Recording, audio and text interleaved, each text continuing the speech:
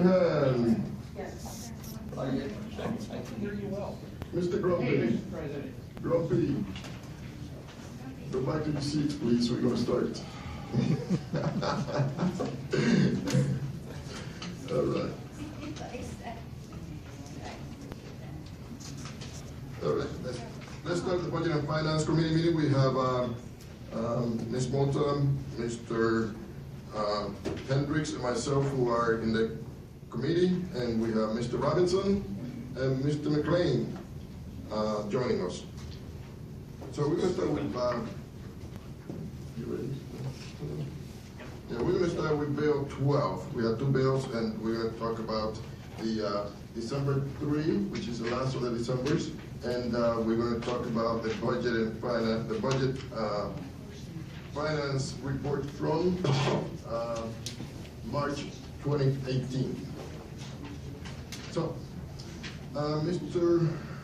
Hanlon, would you please read Bill 12? Okay, Bill 12 amends the 2018 general fund budget, the risk fund, the solid waste fund, and the stormwater fund by appropriating funds from unappropriated balances for the rollover of encumbrances from prior year commitments. Okay. Will you talk a little bit about that, Mr. Hartzell? This is a standard amendment that comes through at this time of the year once we have closed out the end of the fiscal year, and there are still some expenditures that are due from commitments that had been made at the end of the previous year. The dollar amounts we're looking at here are actually fairly ordinary, very similar to what we had seen last year. These are to ensure that the authority is being carried over to cover projects that had been in the pipeline and had been properly encumbered before the end of 2017, and so we don't have to draw upon that legal authority from this year's money. Any comments from my, thank you, Mr. Hartzell, any comment from my colleagues in the committee? Anybody from Mr. Robinson, Mr. McLean? Okay. Any comment from the board? From the public? Are we talking about? You're talking about Bill 12. Oh, not that bill. Okay. If not, then we would, I will entertain a motion. I'll make such a motion. I make a motion that we do amend the budget to allow that to happen. Second. Okay, all in favor, please respond by saying aye. Aye? Aye. Okay, motion carries. Bill 14, Mr. Hanlon, please. Okay, Bill 14 amends the 2018 general fund budget by transferring $521,712 from the unappropriated balance, $364,428 from various accounts within the general fund, $75,000 from the solid waste fund to provide $961,140 for services provided by an outside vendor for the malware remediation. Okay, and I understand that it's an amendment to that bill. Yes, sir. I'd like to move to discuss the amendment. I would like to propose an amendment to Bill 14 to delete the reference to $150,000 in civil expenses under the Community Development Director Office and take the money from the unappropriated balance. And take the money, the $150,000 that is to be, that was allocated in the Community Economic Development for other events, other issues, to be taken from the unappropriated balance instead. Okay. Any comments from my colleagues? Any comments from Mr. Hendricks? Not at this time. Okay, Mr. Hartzell. Any concern? This Comments. well, let me get at least to the, I guess, starting about what the bill is trying to do here, and then I'll touch on that amendment here briefly. Obviously, the issue that hit our computer systems a couple months ago, which Mr. Liebert can speak into and has already in great detail, caused a rather significant financial impact on the city. We were able to get a lot of very good help, but it was going to cost us potentially a lot of money to be able to do this. $961,000, by the way, includes both the initial impact, that $185,000 that we had initially to deal with the immediate concern as part of this total. So just in case people were wondering. We're at a point in terms of what we would consider to be unencumbered balance in the general fund of, we'll talk a little bit more about this when we get into the end of December report. We had anticipated we were going to start the year somewhere around $8.5 million. Right now, I'm thinking that number is closer to $7.5 million. We had a little bit of a greater spend at the end of the year and not as much coming in terms of revenues as we had anticipated at year's end. So that's the number that we're using as a starting figure at this point. And that $7.5 million includes the stabilization fund, the $4.8 million. That particular set-aside fund, and there are conditions, of course, drawing upon that source that they, first of all, not only do you as council make the decision to approve that, but it also has to be refunded during the course of the year to bring the stabilization fund back in full before year's end. We were working very closely with departments in this process to determine how much we could take out of this year's appropriations to minimize the blow of the malware impact. And what you see here in terms of $440,000 was what could be taken out of existing appropriations for this year as determined in discussions with department heads and department executive staff as to what was feasible to be not spent and the authority transferred to take care of the malware issue, which leaves us with about $520,000 that was going to come from the unencumbered, unappropriated balance. The amendment that Councilwoman Mota is proposing is going to take a portion of that was dedicated, which was the $150,000 that council had included in the budget for civic expenses in the director's office and CD. Exempt that from being taken and would go into the unappropriated balance, another $150,000.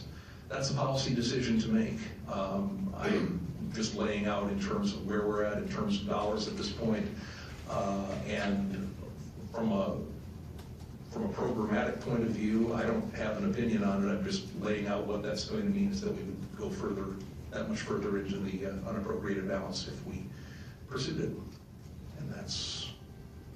I'm sorry, can you just repeat how much is in the unappropriated balance beginning on the I'm anticipating at this point, thank you, Councilman Greedy, sorry I jumped a little early on that, that we're right now at this point dealing with about $7.5 million, 7.5, as being the available unappropriated balance unencumbered, and that's not being touched for commitments for other appropriations. If, as I have been said to do, that this is a semantic exercise, if I take out of that total what's in the stabilization fund, then we're talking about a balance that is under $3 million. Okay. That's what's left before you get to the stabilization fund portion of this. Stabilization fund is actual cash. We are paying down the debt on that in the budget separately so that we're meeting the debt commitments we need to do. But there are certain commitments that come with going into the stabilization fund, which we would like to avoid. We don't want to tap into that reserve.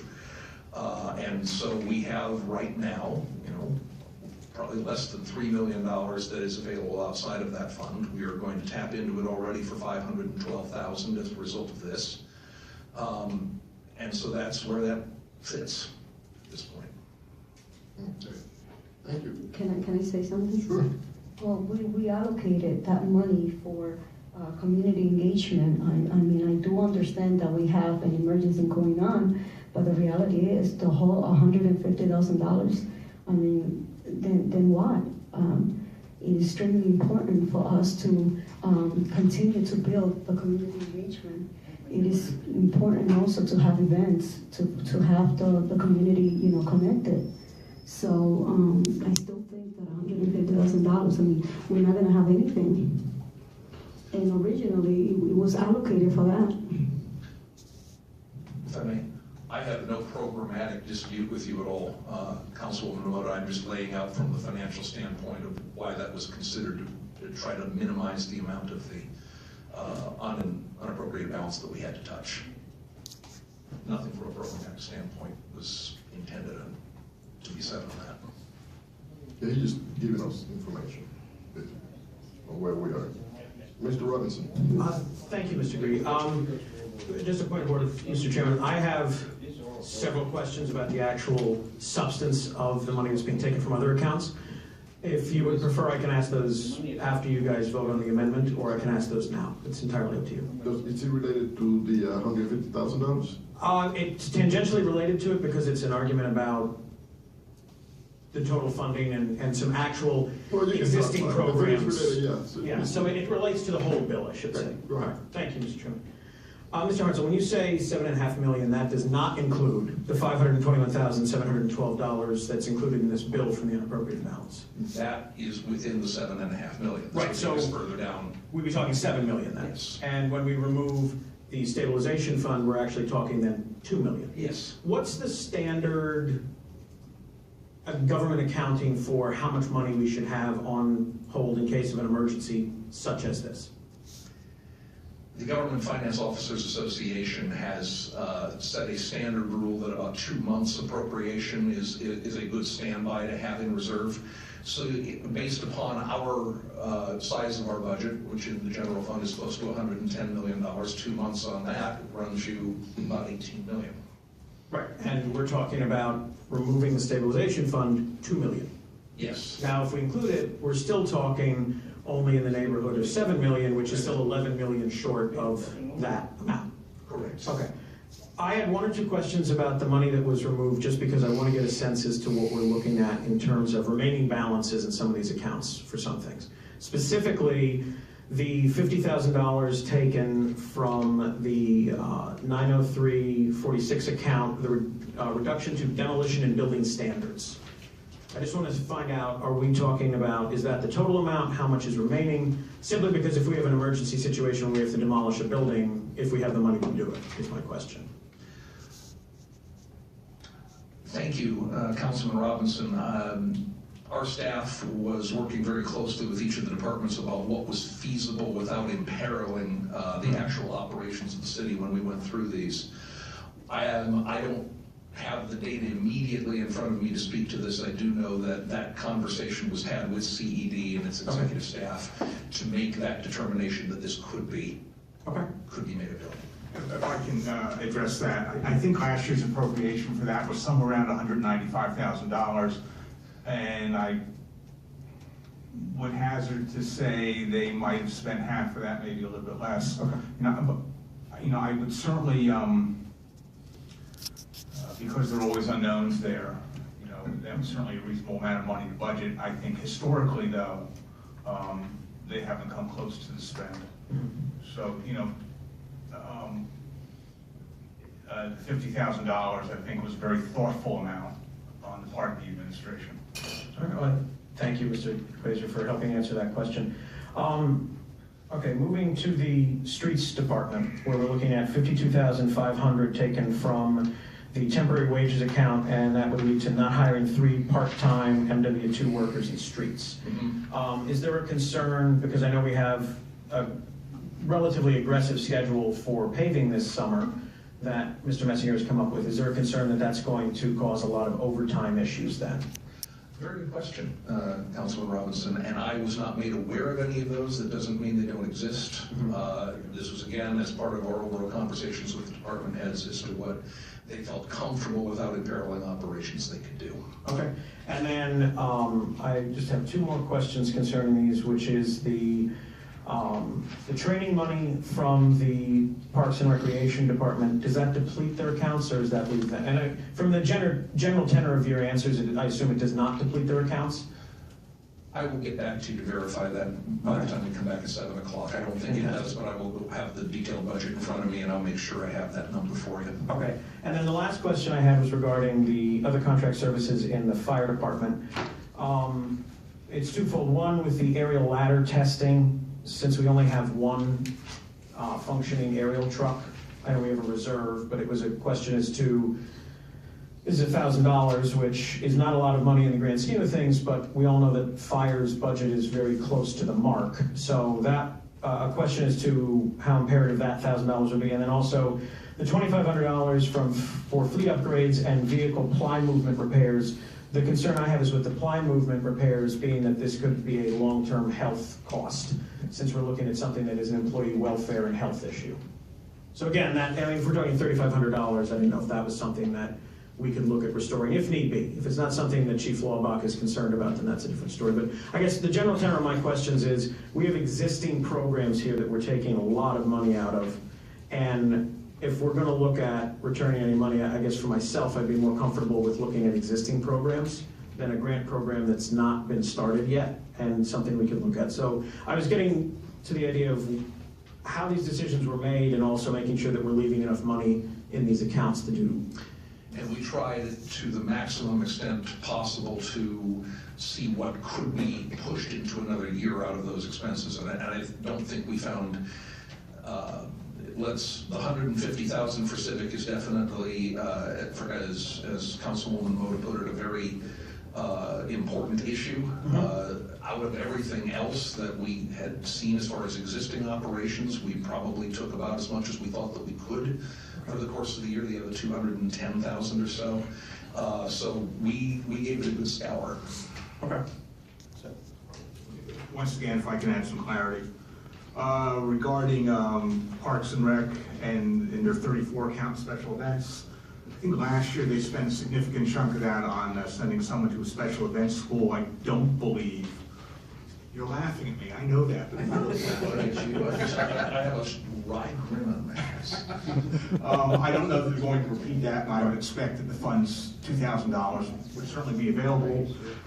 Regarding the fire, is it the other contract services? Other contract services, yeah, 46. Ply movement is largely paid for out of the 42 account. For service and maintenance, occasionally, if they have a breakdown, they may need to pay for parts out of their 54 account. So once again, at least with regards to that concern, I think they're in good shape. Could we just verify that before the 7 o'clock meeting, Mr. Owens? Thank you. Thank you, Mr.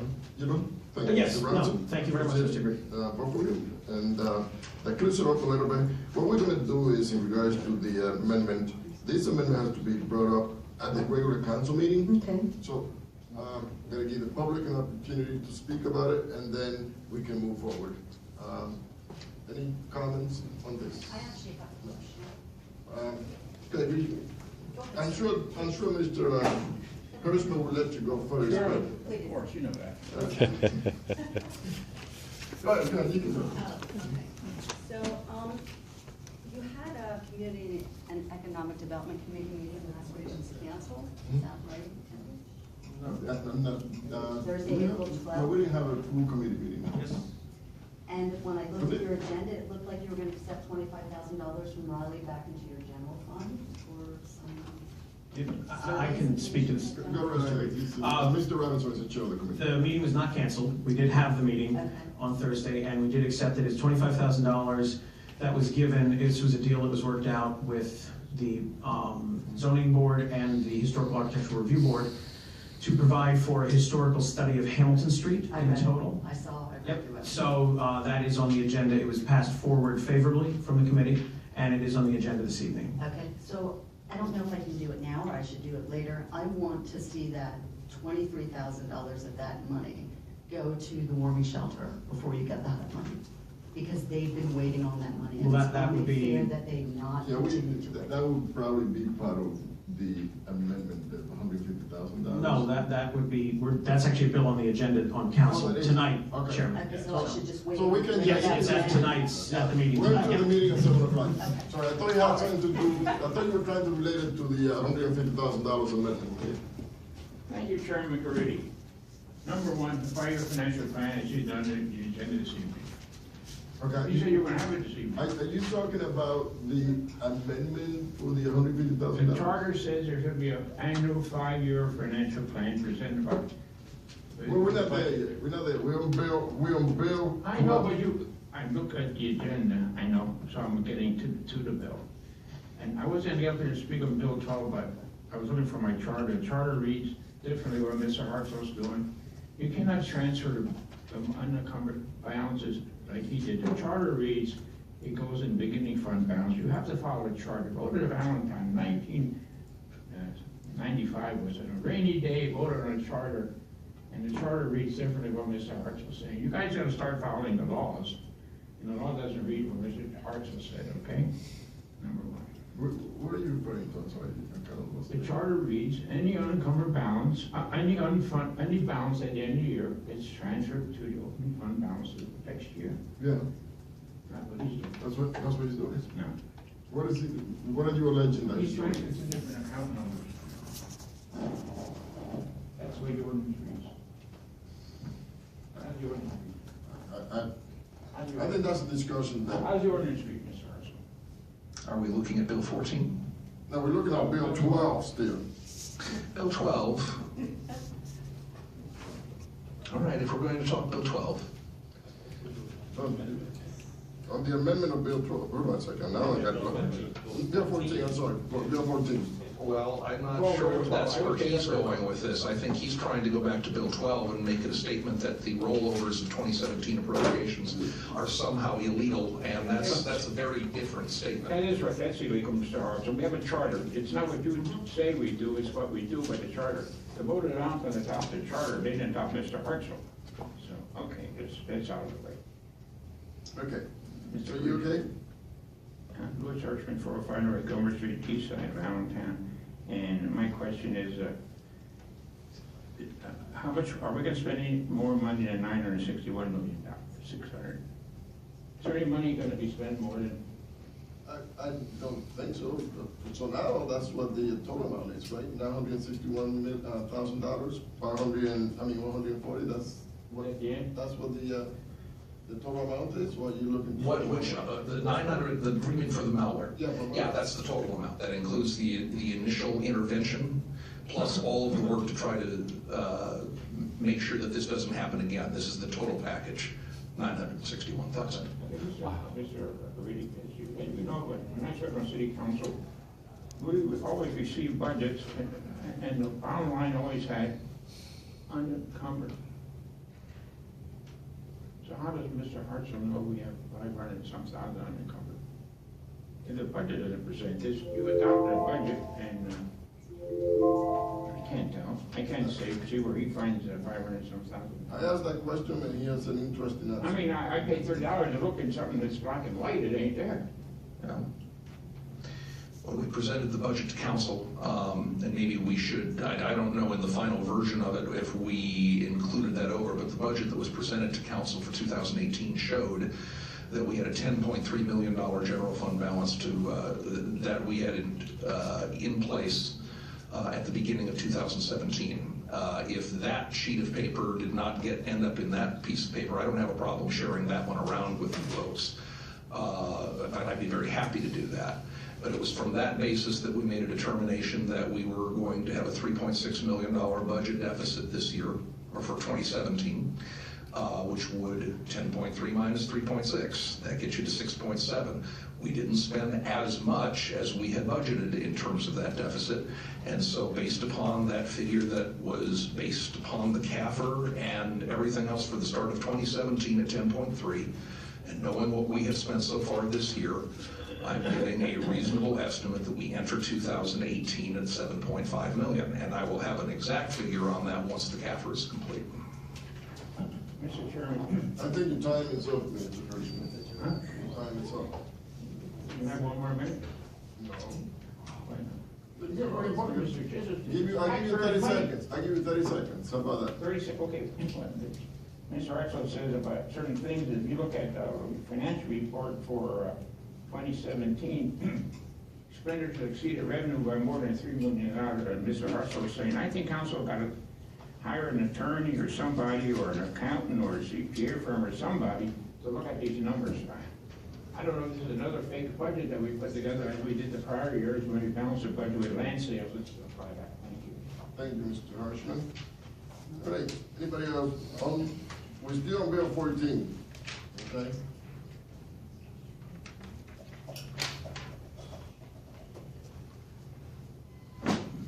Town Hall 2016 East Highland Street. I am happy to report that you mentioned the lockbox money stabilization fund, and that brings me to my feet every time, because at no time do we mention what we're losing by using that and not collecting the interest, and then we want to hire someone to take the extra money that we have to invest it, to make money and pay him. Where does that make sense? We want to hire someone to take the extra money that the city has to invest it, and at the same time, use the money that the city has for emergencies and all the things, and the lockbox money, use all that, at the same time, losing interest on that money because they turned it from the lockbox at 3.5% interest into a stabilization fund so they can loan it. They're loaning money from every fund that we have, and that money could be used as the city. The interest on that money in the bank would be providing the credit rating that you need, that you have money. When the word gets out that you borrowed everything to, in fact, I got it, here's the pundit part. The guy who graduated from the Bible school, we don't have to rob Peter to pay Paul anymore. That's the joke. We don't have to do that. If a forensic audit isn't done to keep us from going bankrupt, who among you is going to take the blame? I'll say something later about that, but let's move over. Thank you, Mr. Hart. Okay. Here comes the other H. Mr. Hunziker. I just have a quick question. Go ahead, Hunziker, South Allentown. The 75,000. What's your address, Mr. Hunziker? In South Allentown? We're not going to go through this, are we? Just say it for the records. You know what? You have to come up with a solid Say plan. the address and we'll be fine. I'll give you any number. What do you want? Your address. 823 South 11th Street. I mean, you're not consistent. I'm If you're just asking consistent, I don't mind doing this. You're wasting your time. Okay, I'm wasting my time, but I'm getting a point across to you finally. All I need is, like consistent. listen, Mr. Hunt, Mr. Yes, go ahead. All I need from everybody is to say your name and address, that's all. Just say it, and we move on like everybody else. Why you have to be argumentative about it? Because you're not consistent. Because you don't want to respect You're not the consistent in council. the policy You don't for want to giving respect the addresses. council, and that bothers See me. what I'm saying? This is an institution like a courtroom. I'm trying to Okay, so say abide what by you your need to say. rules. No, you're I'm not trying abiding by to. the rules. You want to come over here, say I whatever you just want wanna to say. ask one You're not question. following council's rule, and Okay. that is wasting your time, because time is And what gone. rule am I not abiding by? Say your name and address, and say what you need to say, period. Did I just give you the address? You argued about it and gave me some fake address, but go ahead. All I'm asking is that on the solid waste fund, the 75,000, are you gonna repay that to that fund, since it's a proprietary fund? Go ahead. I don't expect so. You don't expect so? This is not cash, this is an appropriation. And we're taking 75,000 away from the appropriation to be able to redirect it for this purpose. So it's money that they can't spend. I mean, practically speaking, it's helping to refund the computer problem, yes. But the impact of this is that they're just simply not going to be spending that money on the construction contracts. We're not doing a cash transfer, we're taking away their ability to spend money so that it can be used as a contribution instead to dealing with the malware problem that they are also affected by. So you're gonna appropriate 75,000 from that fund, but you're never gonna take the money from the fund? Is that what I heard? We're appropriating, well, So how do you feel? we're not giving it back, but I mean, it's being reappropriated for a purpose of getting our computer situation And why don't you think, stabilized. why don't you think it should be put back into that proprietary fund, from the general fund?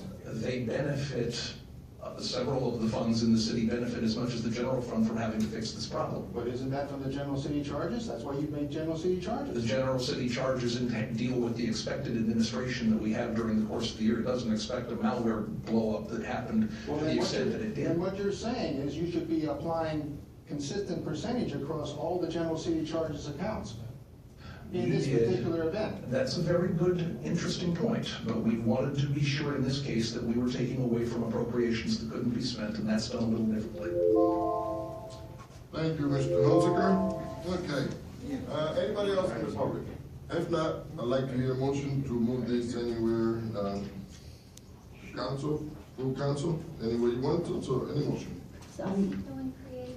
Second. Well, the amendment we discussed, we're gonna make the amendment at the council meeting again. Okay. So we just discussed it, so we know what it's all about. So you can make the motion to move it forward with the amendment, or you can move it and drop the amendment, right? You can do that.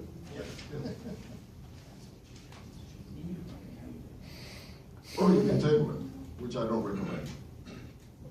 I would like to, for us to move this amendment, to move this, motion positive in front of council With the amendment. with the amendment.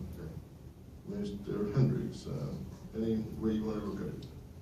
Yeah, I'm unsure about it, but I'll go on moving it forward to the full council, and we can have further discussion at that time. With the amendment? Yes. Okay. All right, all in favor, please respond by saying aye. Aye. Okay, so we're moving forward with the amendment to council. At the council meeting, we will rediscuss this amendment to see if it wants to be included or not. Okay? All right, so let's move forward on the April Finance Committee meeting. April Finance report. And after we have March.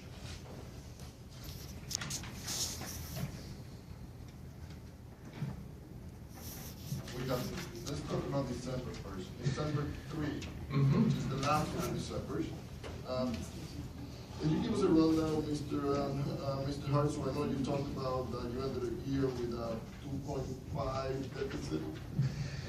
Let's take a look at that, and a question was just raised about where we're taking a look at what the overall spend is against the revenues. I'm going to try to explain this very briefly. Revenues came in at 99% of collections, which was, given where we were seeing things at the end of the year, a little bit less than what we had anticipated we were going to be at. Although I would point out that on the tax revenue, we actually came in almost directly on what we had budgeted for it. So we're trying to do a very good job of estimating what we do on the tax revenue. $97.9 million in revenues is what we are showing on page 2 as the cash received into the general fund for fiscal year 2017. If I go to page 3, and this is where I think the gentleman was probably communicating this, you see an overall spend in cash of $103,749,000. The difference between those two numbers comes out to about $5.8 million. Okay. Recognize on the bottom of page 3, out of that $5.8 million, that there is this $2.5 million item in which we were paying down accelerated debt on the pension obligation bonds. That money was never assumed to be part of the available balance that could be utilized for general city operations, and so when I talk about an operational deficit for the city, I take that $2.5 million out of the picture. I've always been clear about it. And that shows the cash deficit that's about $3.3 million against what was a budgeted one of $3.6. Now, there were some monies that we expected to come in the door late in December. There were some Act 315 grants that normally would have come in December that came in January that were a bit voluminous, and Ms. Kistler could speak to that. I know she's here. And there were a couple of other items that we expected the cash would be coming in December that it's showing in early in the start of the next year. So I have been anticipating that the effective deficit for 2017, after the accruals are done, after the CAFR is done, is going to end up not quite as bad as 3.3. If I say that we have about a $7.5 million starting point for this year, that assumes a deficit of about 2.8 million, and I think that's probably a reasonable one to say that we came in at. I think that after the CAFR is complete and you see that data in July, that it will end up somewhere in that range. Obviously, the expenses came in a little bit bigger at year's end, and the revenue, more importantly, a little bit less at year's end, but I would say that we were at both 99% of budgeted revenue and 99% of budgeted expenditures for the year. So we came in pretty close to what we had initially budgeted on both of those categories. That really is the big issue that I wanted to talk about with respect to the end of December. You have already seen two previous reports on this that is not that different from what you had seen in the two previous reports, and Ms. Bowman next to me is now in the middle of the audit process, which is going to make the final determination, of course, as to what our effective deficit for 2017 is, which will then be, we will talk about that some more once the CAFR is complete. Any further comments about December 3? Okay, so we're just gonna end up the year, and this is the last one of December, and it looks like we ending up the year with a $2.8 million. That is what I'm anticipating it, yes. Okay. Now let's move to March. March budget.